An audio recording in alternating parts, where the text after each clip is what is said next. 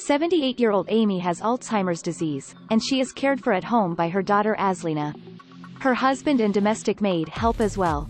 I feel a deep sadness for the fate of my mum, but as a family, we've come to accept it as part of life. Mum is now totally dependent on us and she's no longer able to communicate verbally, says Azlina. But we're fortunate in some ways because she has been very gentle even in her most difficult moments, and she still is. The hardest part was mainly handling our own emotions, she adds. Alzheimer's disease is a degenerative brain disease caused by complex brain changes following brain cell damage. It leads to dementia symptoms that gradually worsen over time, with the most common early symptom being trouble remembering new information because the disease usually impacts the part of the brain associated with learning first. As it advances, the symptoms become more severe and include disorientation, confusion and behavioral changes.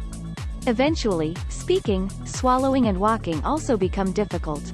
There is no way to prevent, cure or even slow down Alzheimer's disease, especially when it's diagnosed at a late stage. There is no way to prevent, cure or even slow down Alzheimer's disease, especially when it's diagnosed at a late stage. Photo. Philippic. Caring for a loved one. According to Azlina, there are many things to consider when a family member is diagnosed with Alzheimer's disease or any other type of dementia, things that she has learned in the course of caring for her own mother. Firstly, it is a time of learning and adjustment for the whole family. As with any chronic medical condition, everyone has to go through a period of trials and tribulation as we adjust and learn, she says. Since as family members, we're taking on the bulk of the responsibility for caregiving, it's important to educate ourselves about the disease and understand its effect on the person, as well as how the disease will progress so that we can prepare ourselves psychologically. If not, it will become very difficult later, she adds. There is also the question of who will take on the responsibility of caregiver. We're a close-knit family, so caring for Mum personally was a natural choice. But if a parent-child relationship had issues before the onset of dementia, then caregiving can be difficult because both are adjusting to changing roles and needs. In those situations, it's important to get help from others, she says. When caring for the person with dementia at home, dementia-proofing the home is necessary, says Azlina. Some ways of dementia-proofing one's home include removing carpets or anything that can cause trips or falls because the person's visual perception changes, installing handrails for bathrooms, toilets, making sure the bedroom and bathroom doors can't be locked from the inside or that the key is easily accessible in case it does get locked, hiding the keys to the front and back doors of the house at night, and ensuring the gas tank is off when the kitchen is not in use. A lifestyle change with new activities would also be in order when a family member has dementia. Understanding the disease is important and helps to put everything that happens into context. Find simple but meaningful activities to do together according to your family member's changing ability. If the person is no longer able to engage in certain activities that they used to enjoy, then find new activities that the whole family can do together with them, she says.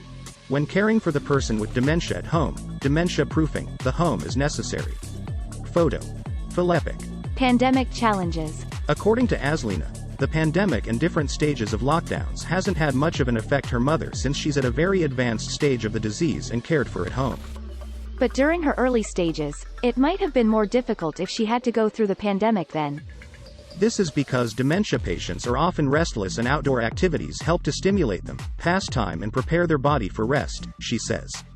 So, it's especially difficult if they can't go out and all the responsibility of entertaining them rests on the caregivers within the walls of the home, she explains.